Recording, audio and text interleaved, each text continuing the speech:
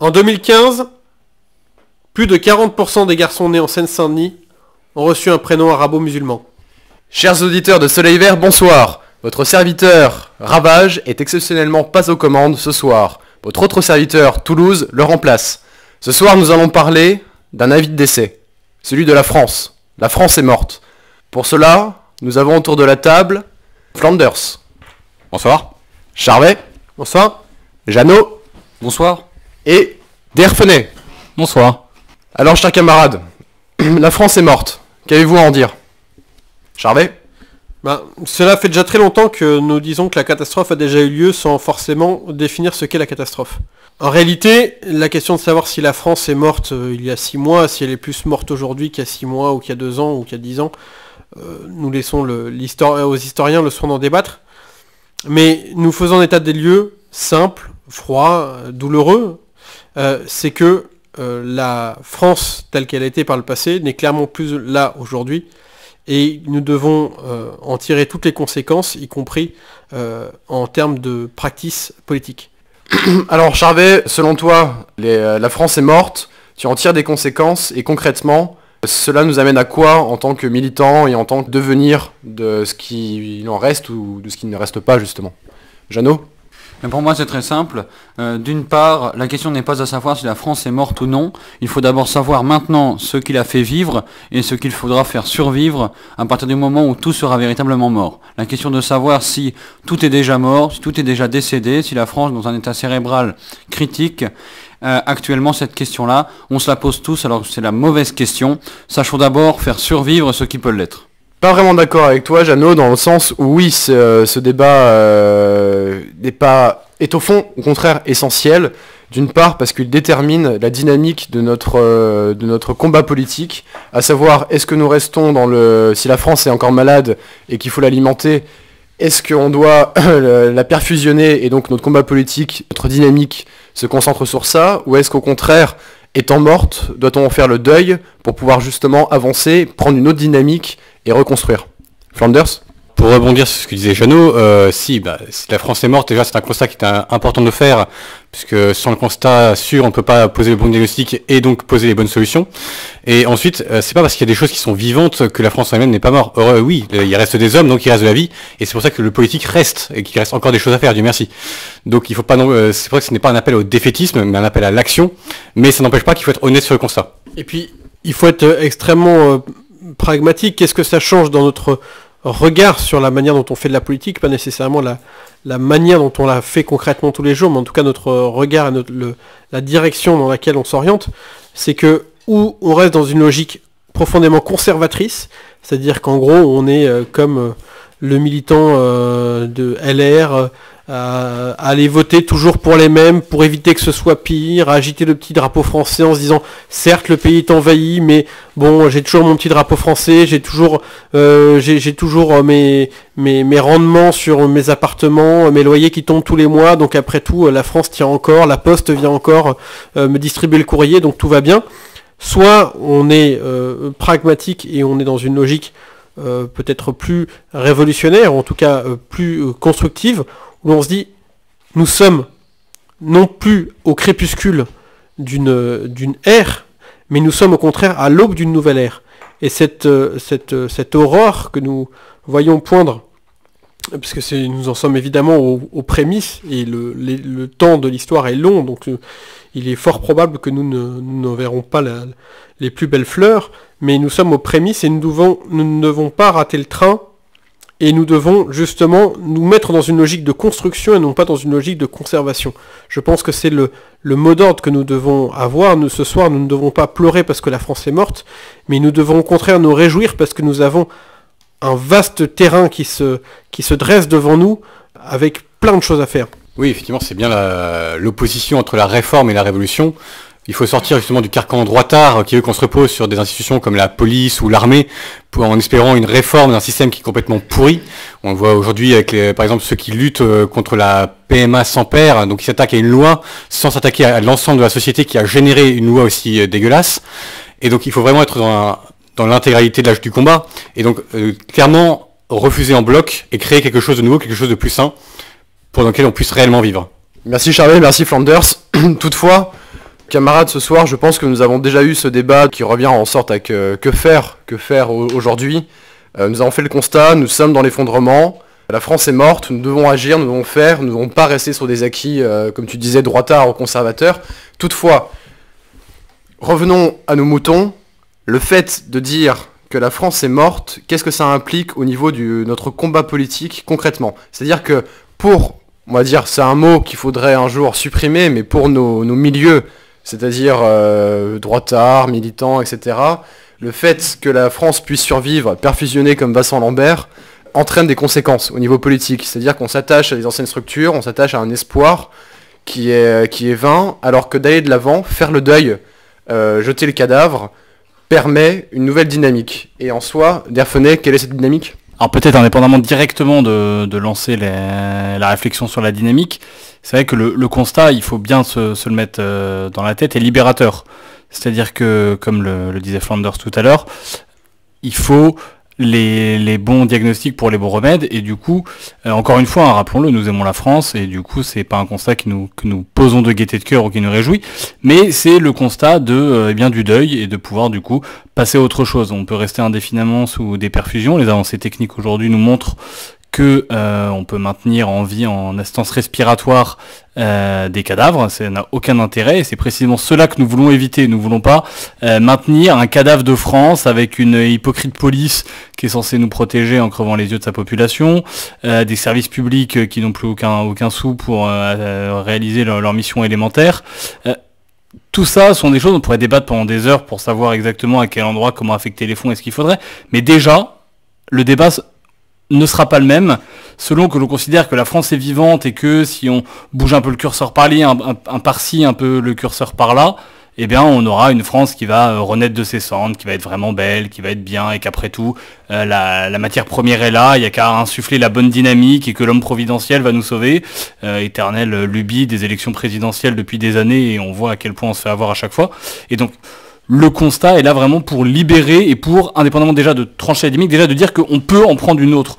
On peut quitter cette éternelle dynamique, de pleurer le passé et de dire « Ah mais si on fait ci, on peut revenir un peu comme ça.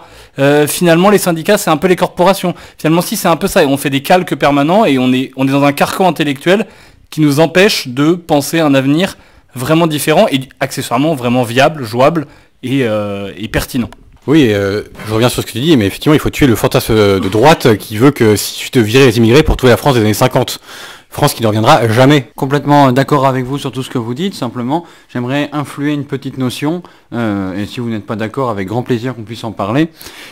Je pense que la construction n'empêche pas la conservation de ce qui existe déjà. Alors on va pas repartir sur ce débat, mais je pense qu'il y a des choses il y a des gens qui existent, des traditions qui existent, et voilà, il y a encore des choses à conserver. Il y a encore des choses à conserver. En revanche, n'oublions pas, la conservation n'empêche absolument pas la construction. Et se séparer de tous les délires qui ont visiblement depuis 20 ans échoué sur la reconstruction de la France, par exemple avec le très bon exemple des élections présidentielles, ça je pense que c'est une excellente base. Évidemment, entendons-nous, nous ne prétendons pas faire tabula rasa comme d'autres... Notamment les communistes ont pu le faire au début du XXe siècle pour avoir des lendemains qui chantent. Nous ne voulons pas passer la France au bulldozer pour construire des nouvelles utopies, bien au contraire. Encore une fois, l'Empire romain s'est écroulé, et c'est pas pour autant qu'aujourd'hui on ne peut pas encore contempler des arènes, que ce soit celles qui sont à côté d'Alésia, ou bien à Nîmes ou ailleurs. Il n'est évidemment pas question de détruire des vestiges de l'ancienne France qui fonctionnent encore. Bien au contraire. Il faut au contraire s'appuyer sur ces vestiges qui existent, que ce soit les traditions, les traditions alimentaires, évidemment, linguistiques, géographiques, pour aller de l'avant et repartir sur ce qui fait l'essence même de notre peuple, du génie français, qui malgré tout perdurera. En tout cas nous voulons qu'il perdure, et puis évidemment s'appuyer là-dessus pour reconstruire. Nous ne voulons pas créer un homme nouveau à partir de rien, mais au contraire revenir à la substantifique moelle de ce qui a fait le génie français, pour partir vers de nouveaux horizons et avant d'aller repartir conquérir le monde, déjà reconquérir le territoire français. Merci Charvet, merci camarade. Toutefois, sans doute pour les auditeurs et même aussi pour nous-mêmes, on devrait peut-être, je pense, clarifier une chose. On a fait le constat que la France est morte, on balance le cadavre pour agir, ok. Sauf que ça ne nous réjouit pas, ce n'est pas de gaieté d'âme, comme nous l'avons dit. Comme tu viens de le dire Charvet, nous conservons peut-être plus que les murs, surtout les mythes, nos mythes fondateurs, nos mythes édifiants de chez nous, comme tu disais tout à l'heure très justement, Derfonay, Israël ne voulait pas aller à Madagascar, alors nous, on ne veut pas non plus aller en Afrique, nous ne voulons pas non plus aller aux États-Unis ou au pays des cheveux bleus. Toutefois, camarades, c'est important, je pense, de préciser, parce qu'en plus Charvet, tu as donné deux notions, entre peuple français et génie français. C'est-à-dire que si demain, il reste, comme tu dis, Charvet, les pierres de Rome en France, mais plus de sang français, que restera-t-il de nos mythes, que restera-t-il de nous? Et quelle est la différence entre peuple et génie français? En réalité, c'est deux valeurs qui sont intrinsèquement liées, c'est-à-dire qu'il ne peut pas y avoir de génie français sans peuple français, et il ne peut pas avoir de peuple français sans génie français. Si on a l'un et qu'on n'a pas l'autre, par définition, ça ne fonctionne pas. Il y a, évidemment, en nous, dans nos gènes, quelque chose qui a fait que cette unité politique, forgée par les Capétiens, héritée de Rome et un petit peu des Gaulois, a fait qu'on arrive à peu près jusqu'ici. Et c'est cette sève qu'il faut retrouver, et pour cela, il faut en fait des choses extrêmement simples.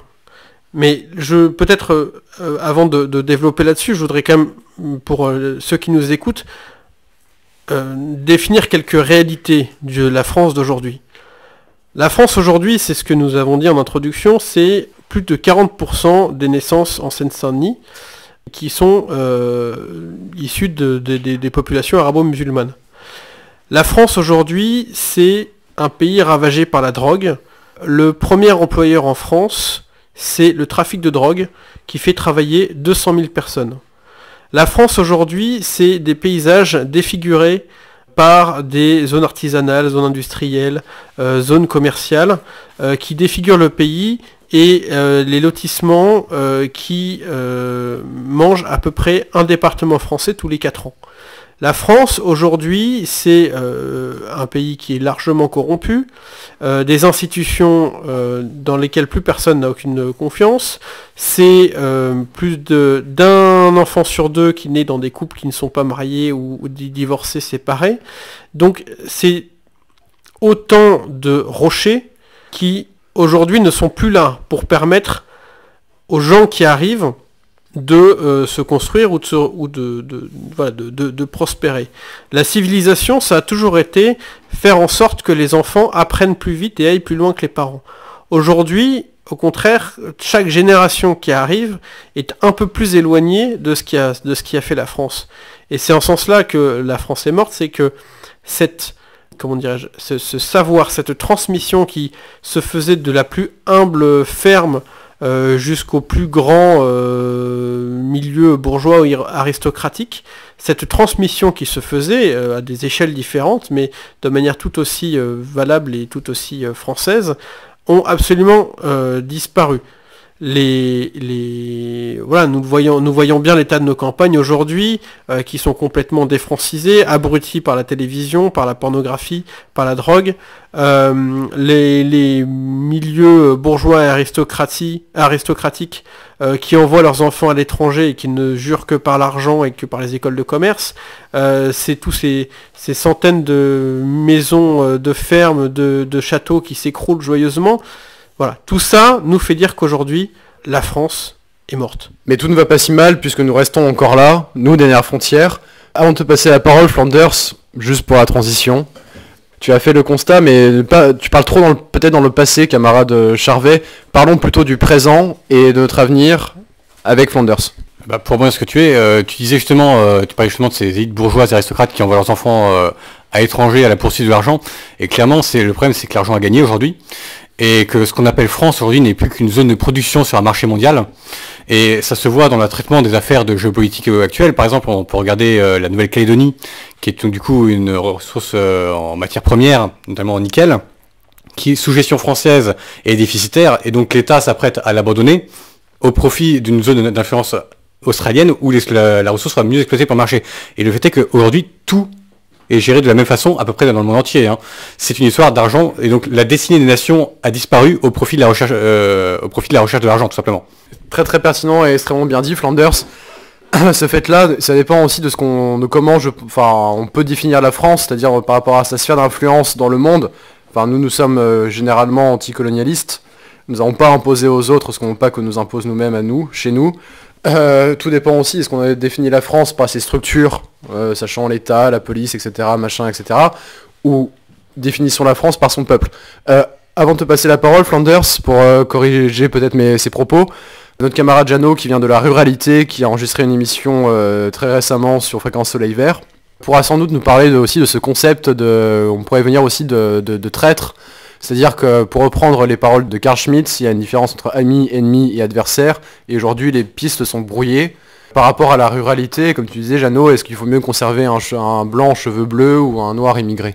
Alors là-dessus, franchement, il y a plusieurs choses. La première, c'est qu'aujourd'hui, on a oublié la transmission. Et on l'a oublié au lieu de la transmission, aujourd'hui, on a la rupture. La rupture d'une part au niveau des emplois, comme le veut mon milieu, j'ai beaucoup d'amis qui sont bouchers, etc., qui viennent de ces milieux que j'aime énormément. En revanche, ces personnes-là veulent que demain leurs enfants aillent dans une école de commerce. On a oublié la transmission. Ça n'existe plus aujourd'hui le gars qui va reprendre la boucherie de son père, la ferme de son père. Enfin, ça existe encore mais d'une manière marginale. Donc voilà, donc la transmission s'est perdue. Aujourd'hui c'est la rupture. Et le boucher, par exemple, a été tellement dévalorisé par rapport à la société, comme on le voit aujourd'hui, tellement dévalorisé que qu'il va vouloir que son enfant fasse une école de commerce, et voilà, il produise de la thune, et toujours de la thune, et ça lui apportera le bonheur, parce que nous on n'a pas réussi à faire ce qu'on voulait faire. Bon, voilà, première chose. Seconde chose, au niveau des cheveux bleus et des noirs immigrés, très franchement, voilà, nous n'avons pas d'espoir à attendre, ni de l'un ni de l'autre, je pense. D'une part parce que l'Africain n'a rien à faire ici, il a beau être honnête, chercher du travail, et voilà, et pour travailler avec certains d'entre eux, je peux dire qu'il y a des gens véritablement qui bossent bien là-dessus, mais voilà, qui rentrent chez eux. Aujourd'hui, c'est une question d'identité, c'est un point capital, c'est une clé de voûte pour l'avenir que de revenir à une identité que je pense plutôt saine, et de revenir à quelque chose qui soit véritablement franco-français. On n'est pas français par des papiers, on est français par le sang, on est français par l'histoire. Il y a une véritable rupture aujourd'hui que je pense, benoîtement, il faut cesser. Ensuite, très clairement, il faut un petit peu songer que la génération d'aujourd'hui, la rupture qui s'est faite entre la campagne et la ville, elle s'est faite, mais elle a induit quelque chose, c'est la fin de la réalité de ce qu'on mange, de ce qu'on a dans l'assiette, la fin de la réalité de certains travaux physiques. Il y a beaucoup de choses là-dessus sur lesquelles il faut remettre en point. Voilà, je pense. Sans vouloir développer plus, ce n'est pas le sujet. Oui. Comme vous l'aurez compris, chers camarades, chers auditeurs, Jeannot est très féru de ruralité et très attaché à sa terre, et heureusement d'ailleurs qu'il reste des cas comme lui. Est-ce que quelqu'un a un mot à ajouter, refaire rebondir le débat? Charvet? Juste sur la notion des Français par le sang, si la France est morte, je crains, moi, alors c'est mon côté radical, mais que malheureusement le côté français par le sang ne soit plus suffisant aujourd'hui. C'est évidemment une vertu essentielle, qui peut d'ailleurs par accident ou par, par exception, faire que des gens qui ne soient pas forcément de sang français puissent faire partie de l'aventure, mais ce n'est clairement pas suffisant. Nous voyons tous ces grands noms qui ont trahi, ces descendants de combattants, même de rois d'ailleurs, voilà, qui travaillent aujourd'hui dans la finance à l'étranger, etc., qui n'ont plus aucune notion de la France. Ces gens-là sont autant sont autant des traîtres, voire plus, que la personne qui est arrivée depuis une génération et qui travaille bon an, mal an pour un salaire de misère. Donc je crois que vraiment, justement, il faut les conséquences, puisqu'on nous évoquons les conséquences de ce constat, qu'il faut faire, c'est que justement les anciennes barrières, les anciennes grilles de lecture, les anciennes grilles d'analyse ne sont plus pertinentes aujourd'hui, ne sont plus nécessairement pertinentes ou uniquement pertinentes, et sont évidemment beaucoup plus complexes. Encore une fois, évidemment, la notion d'hérédité, de filiation, évidemment, entre en ligne de compte. On ne peut pas refaire un pays avec des multitudes de peuples sortis des quatre coins du monde. C'est évident. La question des frontières aussi, malheureusement, aussi peut-être quelque chose à revoir. Déjà, les premières frontières à défendre, ce sont celles qui sont en nous. Avant d'avoir des frontières physiques, les évolutions de la technique font que la ligne Maginot aujourd'hui n'a plus aucun sens, et qu'il est probablement certaines réflexions à apporter sur justement ces questions de frontières physiques. Voilà, il y a énormément de choses à revoir. Les questions de patrimoine sont des choses qui sont importantes, mais qui ne sont pas essentielles. Le patrimoine ne peut et ne doit être défendu que si, derrière, il s'ensuit la création d'une communauté. J'évoquais tout à l'heure hors micro l'exemple de Sainte-Rita. La défense de l'église Sainte-Rita dans le 15e arrondissement a été un combat qui était extrêmement intéressant. Au-delà de la question de l'édifice qui, d'un point de vue architectural, n'avait pas énormément d'intérêt, ni même d'un point de vue historique religieux, puisque ça n'a jamais été un édifice catholique, c'était un combat qui était intéressant et pertinent, parce que il a permis de fédérer, de créer une communauté de quartier, de faire en sorte que des gens qui ne se parlaient pas se sont parlés, des gens qui ne prenaient pas conscience de leur enracinement dans leur quartier ont pris conscience de cet enracinement, etc. C'est uniquement dans ces combats-là, avec ces perspectives-là, que les combats, par exemple, pour le patrimoine, peuvent être intéressants. La question de la conservation des vieilles pierres pour les vieilles pierres est profondément insignifiant, et, à mon sens, c'est de la perte de temps. Oui, un monde se meurt quand il rentre dans un musée. En grande partie d'ailleurs. Il prend la poussière. Pour rebondir sur ça, sur la question que tu évoquais aussi, Charvet, des communautés comme Rempart et comme déjà nos propres communautés qui sont déjà nous-mêmes, nos familles, nos amis, et dans le monde dans lequel nous évoluons un petit peu, comme Rempart face à tout cet effondrement et cette déchéance, il y a un constat aujourd'hui qui semble être intéressant et on pourrait rebondir dessus. C'est-à-dire que les gens, en France, se cherchent des nouvelles patries. Quand on voit, par exemple, toute la question aussi du genre, du véganisme, du néopaganisme, etc. Enfin, toutes ces choses-là, on se cherche de nouveaux dieux, on se cherche de nouvelles tendances, de nouveaux genres, de nouvelles lubies, etc. pour échapper à tout simplement ce qu'est la perte de nos repères et ce qu'est la perte aussi de la France. Comme il n'y a plus de nation derrière, c'est pour ça que, selon vous, j'aimerais vous poser la question... Est-ce que serait pas un danger de se recommunautariser d'une façon un peu peut-être hors sol, par exemple sur des mythes fondés sur du régionalisme, sur de la langue, tout comme sur des mythes fondés sur le genre, par exemple aussi? Alors, il est certain que les gens fuient quelque part le nihilisme en se recréant des dieux quelque part. Ils s'accrochent à tout, c'est le principe de la société de consommation, c'est qu'on consomme pour éviter le vide, pour s'occuper. Le divertissement est là pour emplir les esprits, pour éviter qu'ils pensent. Et par contre, pour revenir à ce que tu dis sur le risque communautaire et sur le risque de s'enraciner dans le local, je ne pense pas que ce soit un risque, puisque quelque part ce qui a fait le génie français, c'est cette forme d'impérialisme de la France du centre sur les peuples périphériques, et qui les a rassemblés en un seul peuple, qui chacun s'inspirant ont pu créer ensemble ce qu'on a appelé la France. Excuse-moi Flanders, je reformule ma question plutôt. Je ne voulais pas confondre l'enracinement local avec le fait de se recommunautariser de façon hors sol. C'est deux choses complètement différentes. Par exemple, on peut se recommunautariser à Paris dans du néopaganisme ou dans du transgenre X, on sait rien quoi. Alors je sais pas si le problème du néopaganisme doit vraiment se poser, puisque bon, il y a des camarades qui en sont et qui sont très très enracinés de façon assez sincère, et je ne veux pas remettre l'engagement ni l'enracinement en question. En revanche, oui, il y a des choses qu'on peut éviter, notamment je pense à tout ce qui est comité de destin un peu artificiel. On a vu notamment les expériences du comité invisible qui ont un peu tourné à l'échec dès qu'ils sont passés dans la pratique, parce que clairement quand tu refuses la communauté naturelle pour uniquement la communauté de destin, oui, tu as un problème. Et puis je crois que ce qu'il faut condamner aussi, c'est la notion de folklore. C'est-à-dire que on revient encore une fois, c'est pour ça qu'on insiste vraiment sur le fait de cette France morte. C'est-à-dire que il est absurde, à part pour on va dire quelques professeurs adeptes d'études de langue morte ou de langue en perdition, ce qui est tout à fait une occupation tout à fait saine en tant que telle, mais absurde de l'ériger en généralité, de vouloir recréer des langues quasiment ex nihilo.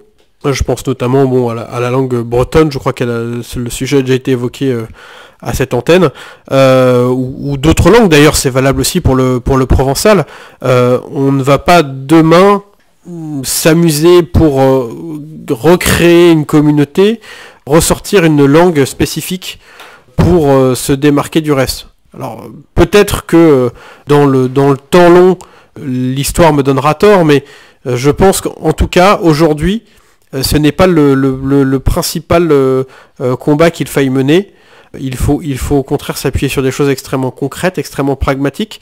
Si ce pragmatisme et cette expérience amènent à des nouvelles langues, des nouveaux patois, comme par exemple certains métiers par exemple par le passé ont créé leur propre langue, le louchébène, le verlan, etc. Ce sont des langues qui sont créées par l'expérience et par l'usage. Le problème, le danger qui se présente, c'est quand c'est quelque chose qui vient d'en haut de manière artificielle, et c'est d'ailleurs l'extrême danger de toutes ces choses qui veulent arriver par le haut et déferler jusqu'à la base. Dans le temps long, ça ne marche jamais, que ce soit l'expérience du fascisme, que ce soit l'expérience même du communisme, etc. Ce sont des modes de fonctionnement, parce qu'ils ne sont pas enracinés, et parce que justement on est uniquement dans le folklore et dans la parodie.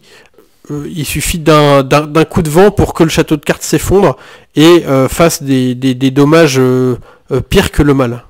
Oui, on parlait du folklore, et puis tout à l'heure on a abordé également la question de la destinée de nation et du peuple. Et je pense qu'il y a un lien entre les deux, c'est-à-dire que derrière, l'homme a, comme le disait Flanders tout à l'heure, a besoin d'une cause finale. Et après, il va la mettre à différents endroits.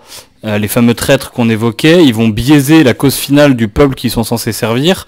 Par exemple, nos chers hommes politiques, en voulant, par exemple, reconstruire Notre-Dame et en se basant sur les pulsions et, on va dire, très rapidement l'inconscient du peuple qui veut avoir Notre-Dame parce que ils savent pas comment le formuler, mais c'est important pour eux. Le débat de ce soir n'est pas de savoir comment est-ce qu'il faut reconstruire Notre-Dame. Ce qui est sûr, c'est que dans les discours pompeux de nos dirigeants, c'est une question monétaire qui est derrière et qu'ils en ont rien à cirer de notre patrimoine. Et le patrimoine peut par exemple être dévié de ce pourquoi le peuple le veut. Et donc on va avoir une concordance matérielle, mais dans les faits, ça n'a rien à voir dans la cause finale. Effectivement, il y a beaucoup de gens qui peuvent après se retrouver dans différentes choses parce qu'ils ont besoin d'avoir quelque chose qui les dépasse. Et pour reprendre quand même dans le fil de notre conversation sur les questions de folklore et de parachutage ou d'enracinement artificiel et de hors-sol, c'est un assez bon tamis pour voir comment les gens le font. On va avoir des gens qui vont vraiment creuser et du coup d'ailleurs généralement être très détendus pour en parler. En fait ils vivent la chose et quelque part ils vous emmerdent. Et du coup, au pire vous n'aimez pas les danses bretonnes, eux ils les pratiquent tous les dimanches et ils en ont rien à cirer de que vous aimiez pas. Et d'autres qui vont devenir hyper intenses de la manière dont il faut croiser les petits doigts parce que si vous le faites pas bien, vous n'êtes pas un vrai. Non. Et déjà ça vous permet de changer. Et je pense que derrière après sur justement le hors-sol et comment, si votre cause finale c'est la danse bretonne, je pense que vous êtes perdu. Vous êtes un conservateur de la matière et quelque part, la bourgeoisie vous rattrape au galop. Il faut faire extrêmement attention. En revanche, si dans la danse bretonne, qui est quelque chose que vous aimez, pour lequel vous pouvez éventuellement vous battre ou en tout cas discuter et vous former, derrière c'est des communautés, des gens que vous connaissez, des gens pour qui vous allez être capable de faire quelque chose, et là d'une certaine manière, on renoue en utilisant les briques, les pierres du passé en ruine, puisque reconstruire la Bretagne du 17e ou du 19e, c'est perdu, n'essayez pas. En revanche, vous vous basez sur cette pierre-là pour reconstituer avec elle, aujourd'hui, la communauté de demain, et c'est avec elle que vous pourrez faire quelque chose, et j'espère que après la danse bretonne, vous avez quand même pas mal de chouchen ou de cidre, et que ça discute autour d'un porc grillé, et qu'on essaye de passer à autre chose que la danse bretonne. Et c'est un bon film de savoir où est vraiment votre cause finale. Est-ce que c'est la danse ou est-ce que derrière, il y a des réelles relations humaines qui se sont renouées. Et déjà, si vous faites ça, vous êtes un énorme révolutionnaire. Et ensuite, qui permettent d'avancer éventuellement sur d'autres étapes. Tout à fait d'accord avec ce que tu viens de dire. Je fais juste un petit aparté pour revenir sur Notre-Dame, parce que je pense que c'est l'image même de la question. À savoir, on est incapable aujourd'hui de faire autre chose que reconstruire la même, Parce que clairement, en tant que peuple, c'est fini. La France est morte, on est incapable de faire quelque chose de nouveau, de cohérent à ce que nos ancêtres ont fait. On ne sait plus, on ne peut plus. On n'a pas de continuité à donner. Donc on est réduit à refaire un musée, ou alors à tout casser pour faire quelque chose de neuf et dégueulasse. Et bon, c'était juste un petit aparté avant de laisser la parole à Jeannot. Alors pour revenir simplement, mais alors extrêmement brièvement, afin d'expliquer un propos, voilà, visiblement nous sommes tous d'accord pour dire que l'homme de demain, il ne sera absolument pas enraciné. En tout cas, disons, le français de demain, visiblement, ne sera pas enraciné, ne veut pas l'être. Et il ne sera pas enraciné parce que la racine, c'est bien plus que d'être une communauté. Alors que la communauté, du coup, elle se soude elle-même. Et demain, la racine, c'est fichu, c'est foutu. Donc, le principe de la communauté, en soi, je dis oui, il n'y a aucun problème là-dessus, c'est normal. Dans la reconstruction, que je pense nous sommes tous d'accord pour vouloir refaire, c'est le principe de ce débat-là. Je ne suis, le coup de la danse bretonne, je ne suis pas tout à fait d'accord. Alors, en un sens, je suis d'accord, ça ne tient qu'à ça, c'est un cercle de passionnés, ce ne sont pas des militants, et n'importe qui peut faire la danse bretonne, c'est même pas une question d'identité. Je suis d'accord là-dessus. En revanche, une communauté qui est visiblement petite a plus de chances d'être soudée et va mieux tenir. Et c'est quelque chose qui est complètement en rupture avec l'individualisme présent que nous avons, aujourd'hui. Donc le principe de la reconstruction, je pense en revanche, et nous ne serons sans doute pas d'accord là-dessus, mais je pense que c'est un bon sujet de débat, je pense que la reconstruction de demain ne se fera pas essentiellement, si elle se fait d'ailleurs, j'espère qu'elle ne se fera pas essentiellement, uniquement sur la politique. Parce que la politique, le problème, c'est que déjà, aujourd'hui, la politique intéresse les gens, mais les politiques n'intéressent plus personne, d'une part. Et de seconde part, le fait d'avoir des liens naturels sur une terre, quelque part revenir à une certaine base sans vouloir être nostalgique d'un passé quelconque. Voilà, la question n'est pas de revenir à la France des années 50, comme tu disais, Flanders, très justement. Mais le fait de revenir sur autre chose que de la politique et de vouloir penser pour les autres, par les autres, voilà, je pense que c'est un combat qui est vain. Alors, on va être d'accord en fait, puisque clairement, nous ne voulons pas faire de la politique, on veut faire du politique. C'est-à-dire qu'on ne veut pas parler dans le vent, on veut agir sur le réel, et c'est là où tu as raison, on ne peut pas se contenter de parler, il faut vraiment agir, et c'est là où le combat culturel et le combat dans le réel est important, même le combat sociétal, le combat social, c'est un tout. C'est de l'action sur le réel qui importe. Et on est tout à fait d'accord en fait. Juste la politique c'est blabla et on est tout autant contre que toi. Pour rappeler tout simplement que la politique au départ c'est la gestion de la cité. Tout simplement. Avant d'être des gros barbons qui se dorent la pilule avec nos impôts, la politique au départ c'est ça. Donc la gestion, que ce soit la gestion de l'urbanisme, que ce soit la gestion de quoi que ce soit, on parlait des questions sociétales tout à l'heure, dans une communauté normale et naturelle, globalement, ce que les gens font avec leur cul, on s'en fout. La question ne se pose même pas, en fait. C'est-à-dire que, par exemple, il y a toujours eu des homosexuels dans n'importe quelle communauté nationale. Certes, ils étaient mal vus, etc.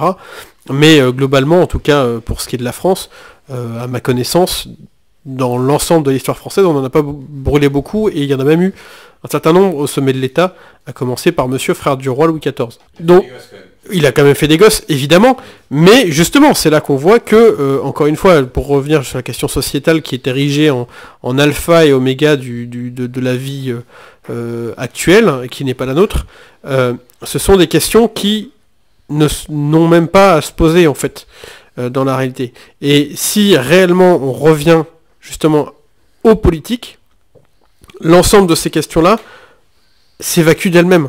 Alors, je pense qu'on ne sera pas tout à fait d'accord sur un petit point. Alors, je ne vais absolument pas remettre en cause ni les philosophes grecs et je n'ai absolument aucun niveau en philosophie pour pouvoir les contredire. En revanche, je pense que demain, la politique, ce n'est plus la gestion de la cité, mais plus particulièrement la gestion, disons, de la petite cité. Complètement. Donc ça va complètement dans la logique que nous avons, pas forcément d'une nouvelle communauté, mais en tout cas de garder une communauté, des fondements, des bases solides, des racines fermes. Et donc voilà, la petite cité, je pense que l'avenir pour la reconstruction, ça peut être quelque part un certain régionalisme. Et justement, comme tu viens de le dire, Jeannot, et pour reprendre aussi ce que tu disais tout à l'heure, il est vrai que simplement une communauté d'idées qui voudrait hors sol prendre un territoire qui ne lui appartient pas, c'est déplorable.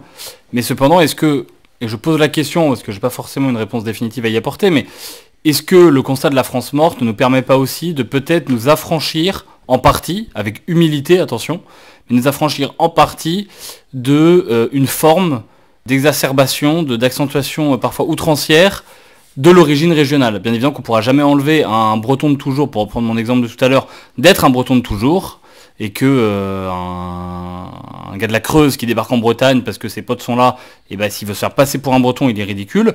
Mais en revanche, est-ce que le constat de la France morte ne permet pas aussi de s'affranchir en tout cas de ne pas le mettre en haut? Et bien évidemment qu'il est préférable, mais après tout, est-ce qu'une communauté politique, une communauté d'idées qui a une volonté de faire quelque chose avec le bien commun en tête, la direction de cité, petite cité, communauté, grande communauté du coup, et ben n'est pas finalement légitime à s'implanter quelque part n'importe où avec humilité, à découvrir les us et coutumes locales, éventuellement s'y joindre, surtout avoir l'ouverture d'esprit et l'humilité de reconnaître qu'elle n'est pas ici chez elle. Mais en revanche, la France étant morte, et ben les Bretons sont peut-être les plus enracinés de la terre et les plus chauvins et méprisants, mais ils font toujours partie de la France morte. Et tant qu'on les réveille pas, ce qu'on vient de dire qu'on peut pas les réveiller, tant qu'on ne crée pas quelque chose sur place, éventuellement vu qu'on est en Bretagne, quelque chose avec un tropisme et un accent breton, et bah après tout, qu'est-ce qu'ils ont à nous apporter?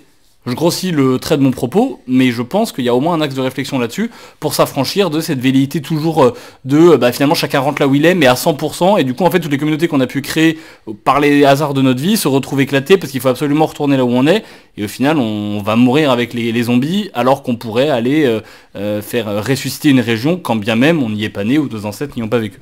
Il y aurait aussi un autre danger, il y a cette France, enfin au fait de petites cités, enfin c'est ce qu'on entend par le politique et la gestion de la cité, les petites cités justement.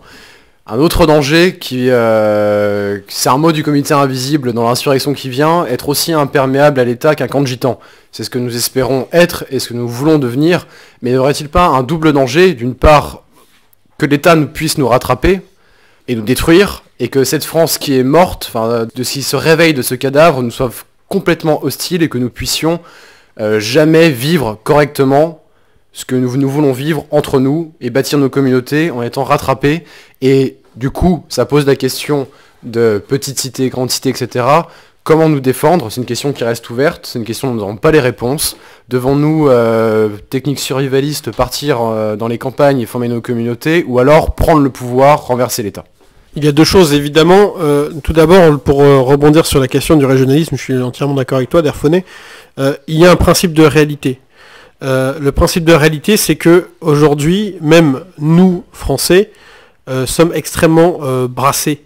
Combien d'entre nous vivent encore réellement à l'année, à part peut-être Jeannot, sur la terre de leurs ancêtres?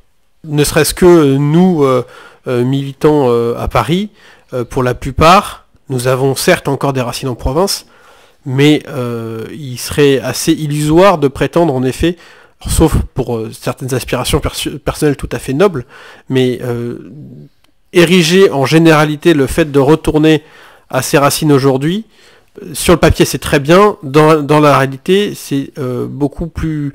C'est un risque de catastrophe humaine. Nous ne voulons pas être les idéologues comme ces générations de Mao dans les années 70 qui ont envoyé les intellectuels élever les cochons pour justement faire comme dans les rizières chinoises et qui ont amené au final beaucoup de dépression, voire de suicide.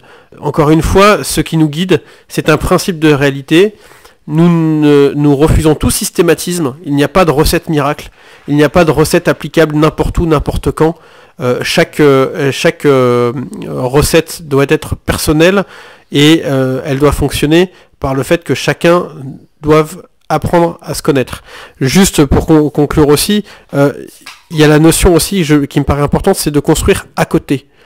À côté, c'est pas nécessairement géographiquement à côté d'ailleurs, mais c'est en fait toujours faire un pas de côté pour ne pas être là où on nous attend, ne pas être dans les cases qui ont été faites pour nous par l'État, par la tradition, par l'habitude, mais être à côté, c'est par exemple créer des nouvelles structures plutôt que de rentrer dans des métiers extrêmement cadrés. C'est créer des instances qui ne sont pas nécessairement sous la férule des lois. Alors il s'agit pas nécessairement d'être... Enfin si, peut-être il s'agit d'être hors la loi, c'est-à-dire en dehors des lois qui ont été édictées par d'autres. Voilà, je pense que cette notion de hors-la-loi est peut-être à mettre en perspective, non pas, on va dire, comme des Apaches, mais plutôt comme des Robins des Bois, c'est-à-dire voilà, recréer des communautés qui soient à côté, mais encore une fois, le monde étant fini, il ne s'agit pas d'aller recréer des communautés au fond des bois. Alors le petit problème que nous avons tous, je pense, c'est que d'une part, le concept de la France morte, c'est un concept qui est finalement vieux. On l'a entendu, mais plein de fois bien avant aujourd'hui. Voilà, c'est au moment de l'Allemagne nazie, l'Allemagne était morte avant le nazisme. Dans les années 30, l'Action française disait, bah voilà, la France est morte, il faut tout reconstruire, etc. Donc le problème de ce concept-là, c'est que c'est un concept qui est extrêmement vieux, et on peut pas dire que ça tient toujours, on peut dire que la France change énormément, pas forcément dans le bon, absolument pas dans le bon sens même, mais le problème de ce concept-là, c'est que on ne fait que reprendre des choses là où on veut faire quelque chose de nouveau. D'une part. La seconde chose, et là où je suis d'accord avec vous, c'est que la petite cité, entendons bien, c'est pas une ZAD.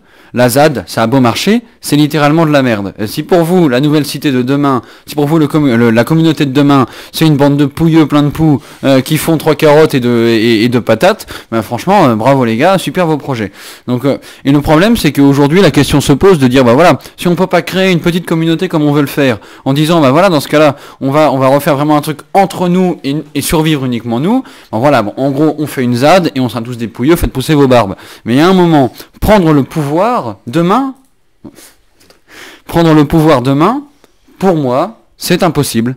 Nous ne l'aurons pas. Ou éventuellement, s'il y a quelqu'un qui l'aura, ce sera pas nous, ce seront même nos opposants. Oui, Jeannot, nous sommes d'accord sur... D'ailleurs, j'ai une barbe et je t'emmerde.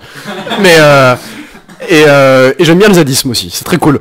Parce que c'est vrai qu'il y a des pouilleux, mais c'est vrai aussi qu'il y a des mecs vachement organisés qui sont dans des tourelles avec des kalachnikovs et qu'empêchent les flics de venir et qui interdisent un aéroport. Et ça, c'est vachement cool.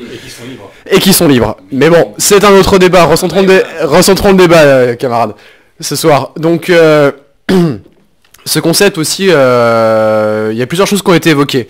Le concept très intéressant que tu disais aussi par rapport à la cité, etc., mais qu'on n'aura pas forcément les solutions, c'est en faisant que nous aurons les solutions. Ça, nous sommes d'accord là-dessus. Et pour venir sur le concept de Charvet, de hors-la-loi, de faire à côté. Donc de faire des communautés à côté. Je pense que c'est très très important pour le moment, tant que nous n'avons pas les solutions, d'avoir aucune complaisance avec l'État, de refuser de dire non quotidiennement. Donc c'est pour ça qu'un zadiste est aussi quelqu'un de bien.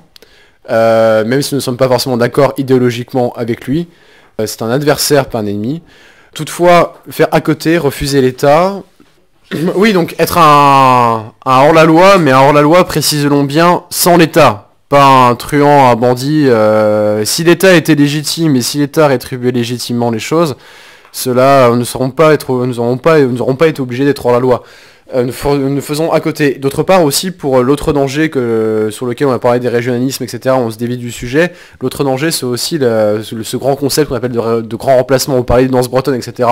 Mais si dans la famille de quasiment presque tous les Bretons, malheureusement, il y a un Congolais qui danse les danses bretonnes, c'est pas forcément aussi très enraciné, même s'il les danse très bien et qui parle couramment le breton. Avant de conclure, un mot de Flanders, et après on pourrait conclure sur le livre Charvet qui t'a amené toutes ces idées. Pas oublier que si la France est morte, c'est aussi parce qu'on l'a tuée. Et il faut aussi se rappeler donc du coup de qui sont nos ennemis. Et c'est là où c'est important de ne pas cracher sur Zadis, c'est que le Zadis combat le même ennemi que nous, qui est la société technico-capitaliste. Et qu'on le veuille ou non, oui, nous avons les mêmes origines de pensée, que ce soit de Aristote à Kaczynski, il y a quand même des lignes qu'on retrouve. Et donc c'est bien beau de leur cracher dessus, mais au moins ils ont notifié leur ennemi, c'est le même que le nôtre, donc il faut faire avec. Juste pour préciser, peut-être la différence, c'est... Derfenet pourrait mieux faire ça que moi, c'est de dire que les zadistes sont peut-être pas nos ennemis, etc., mais il leur manque quelque chose de spirituel et l'enracinement. Non, très rapidement, les zadistes, il faut leur reconnaître au moins ce mérite que eux, contrairement à nous, alors certes, ils ont moins de problématiques que nous, mais malgré tout, ils vont jusqu'au bout.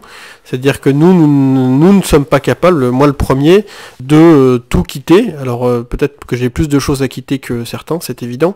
Mais pour partir 6 mois dans les bois, construire des cabanes et empêcher la construction d'un aéroport. Ça c'est la première chose et il faut leur reconnaître ce mérite. La deuxième chose, c'est juste pour repréciser rapidement, Jeannot, ce que tu disais. Tu disais, nous ne pouvons pas prendre le pouvoir. Mais nous, en réalité, nous ne voulons pas prendre le pouvoir, nous voulons prendre les pouvoirs. Et le combat est du coup beaucoup moins, comment dirais-je, étourdissant par l'ampleur de la tâche. Prendre les pouvoirs, c'est des choses qui peuvent être extrêmement modestes, qui peuvent aller de l'engagement au sein de son entreprise, au sein de l'école de ses enfants, au sein de son quartier, au sein de son immeuble, au sein de sa mairie. Déjà, prendre en main les pouvoirs sur lesquels les pouvoirs sur lesquels on a des prises, avant de prétendre aux plus hautes extrémités qui d'ailleurs finalement ne sont... Enfin, je suis pas sûr qu'un Emmanuel Macron ait beaucoup plus de pouvoir finalement. Il est empêtré dans un certain nombre de problématiques et de gouvernance diverses et variées qui font que, en fait, même si demain on arrive à l'Elysée, je suis pas sûr qu'on ait beaucoup plus de pouvoir qu'on en a aujourd'hui. Donc ça, c'est la deuxième chose que je voulais préciser, c'est qu'encore une fois, nous voulons la prise des pouvoirs toujours, tous les jours et partout. Un point aussi, puisque l'idée de ce constat de la France morte, c'est quand même de se libérer. On parlait des zadistes avec différents tons plus ou moins grinçants. Je pense qu'un des bienfaits de ce constat de la France morte, c'est de, accessoirement, se libérer de ces fausses allégeances intellectuelles, de se libérer de ces carcans où forcément, lui a l'étiquette d'être mon voisin, donc forcément c'est mon ami, donc forcément je vais devoir trouver en lui des bonnes choses et le défendre. Non. Si le zadiste a le même ennemi que moi, c'est mon pote. Et puis après, on se prendra la tête pour savoir si finalement le savon c'est vital, pas vital, est-ce qu'il faut qu'il soit marseillais ou pas, mais ça viendra après. Il met le bazar que j'aimerais mettre, que je peux pas mettre aujourd'hui pour différentes raisons, parce que mes choix de vie sont différents, parce qu'on peut pas jouer de la même manière, et au moins lui tirons pas dans le dos. Éventuellement, si vraiment il faut, ou dans certains cénacles, mettons les modulations nécessaires à sa prise de position. Mais soutenons qu'il met un bazar que je suis pas capable de mettre, et mets-le mon gars, vas-y, amuse-toi.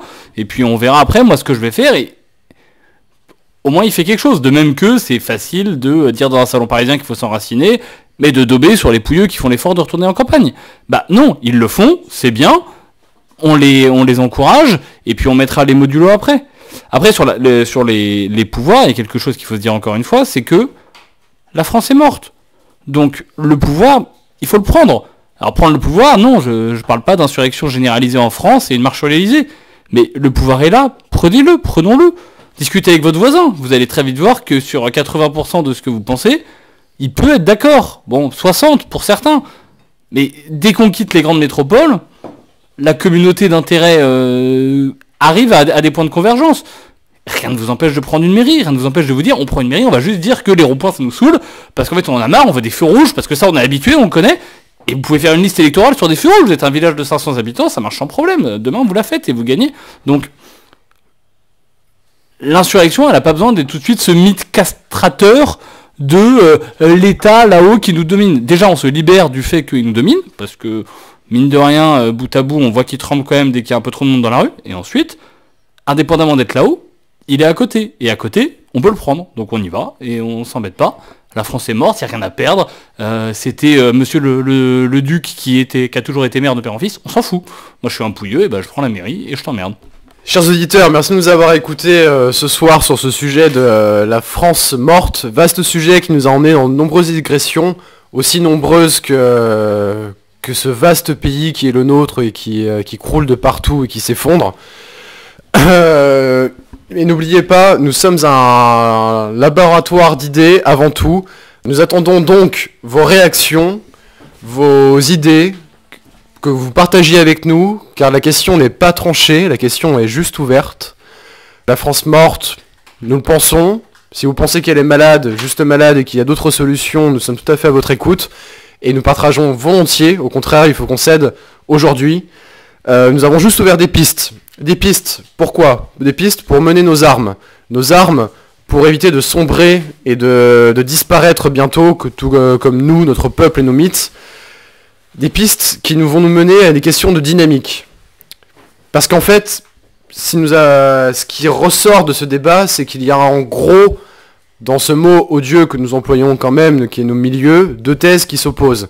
Celui de dire que la France n'est pas encore morte, elle est malade, et que nous devons être des moines soldats pour toujours combattre, s'engouffrer dans chaque brèche, pour essayer de relever ce qui est encore à relever, et celui de l'autre thèse qui dit que la France est morte, qu'on doit en faire le deuil, qu'on se doit d'en faire le deuil. Pourquoi ? Pour pouvoir avancer, pour pouvoir forger de nouvelles armes, en prendre conscience, et ne plus avoir une sorte de parachute bourgeois qui peut nous retenir d'aller de l'avant sous prétexte qu'il y aurait encore des choses.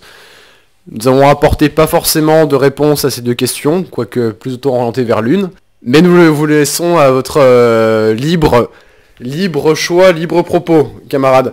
Avant de dire ça, si nous avons parlé de ce sujet ce soir, chers auditeurs, c'est par un livre de Jérôme Fourquet qui s'appelle « L'archipel français, naissance d'une nation multiple et divisée ». Charvet ? Oui, c'est le livre qui m'a fait prendre conscience et que j'ai un peu partagé avec mes camarades. C'est un livre, comment dire, qui ne m'a, entre guillemets, rien appris, mais qui m'a confirmé sur beaucoup d'intuitions ou de choses que nous savons tous déjà, mais des choses mis bout à bout qui montrent qu'en réalité nous sommes très très loin de la terre promise.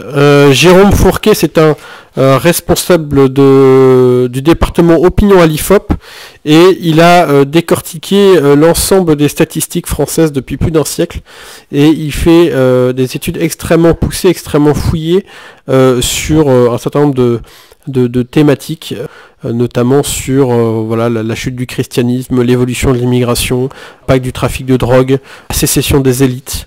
Voilà, l'ouvrage est vraiment passionnant, je vous invite tous à le lire, quelles que soient les conclusions que vous en tirerez, parce que c'est une photographie passionnante du pays qui est le nôtre aujourd'hui. Donc nous invitons à lire le livre de Jérôme Fourquet, L'archipel français, naissance d'une nation multiple et divisée. Avant de conclure, camarades, j'aimerais qu'on fasse un tour de table et que nous donnions, chacun comme il a envie, un ou deux ouvrages à faire connaître à nos auditeurs et qui puissent, sur le thème aussi de la France morte, de dernière frontière et de ce qui nous est cher.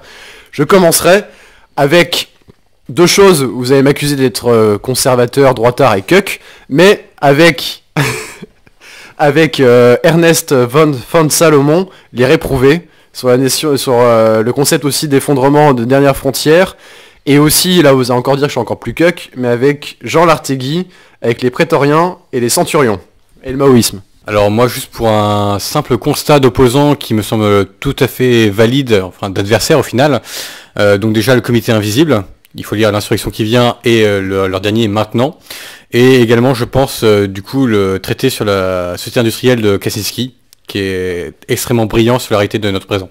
Je dois avouer être pris de court par la question de ce cher Toulouse et j'ai pas eu le temps de réviser ma bibliographie. J'encouragerais simplement chacun à lire n'importe quel ouvrage quelque peu daté, ne serait-ce que pour sa culture. La Bible nous aidera pas des masses pour la question, mais n'importe quel ouvrage culturel permettra de se faire un portrait à n'importe quelle époque, hein, que ce soit de la geste moyenâgeuse ou un ouvrage du bourgeois 19e. Juste pour voir les étapes qu'on franchit et se mettre sérieusement la tête dans le mur et se dire qu'on y est et qu'on passe à autre chose et que ça sert à rien, que ça ne reviendra jamais. Ça vous fera rêver 3 secondes et après vous direz est-ce qu'on peut y revenir ? Non. Donc on passe à autre chose.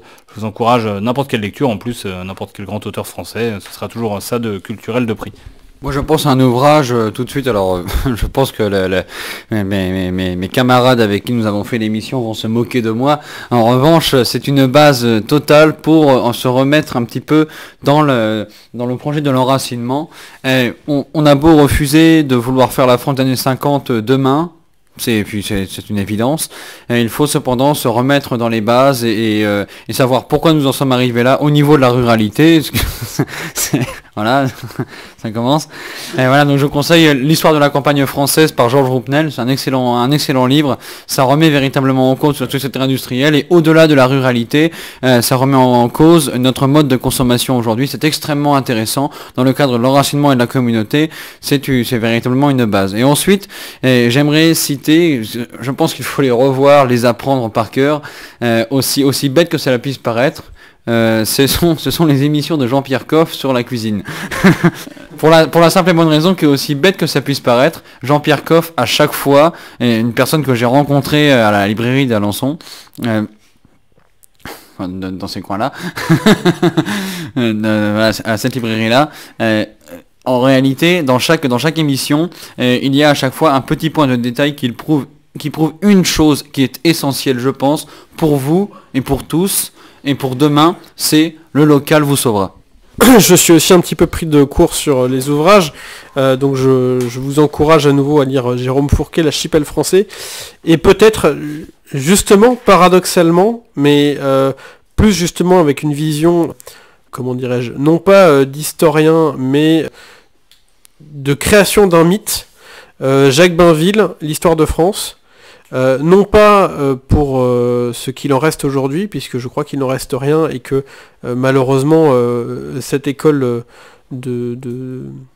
historique est définitivement morte, elle aussi, comme la France, mais pour comprendre comment justement, à partir de différents événements qui sont parfois extrêmement éloignés, on arrive malgré tout à construire un mythe, et la construction du mythe est quelque chose d'essentiel pour le monde que nous souhaitons construire demain. La vérité historique, c'est une chose, la construction de mythes pour forger des générations en est une autre, probablement beaucoup plus importante. Et sur l'enracinement et le local, Jeannot, t'aurais pu parler d'Henri Pourrat et de Vincenot. Chers auditeurs, merci de nous avoir écoutés, et n'oublie pas, si tu écoutes ce message, tu fais partie de la résistance.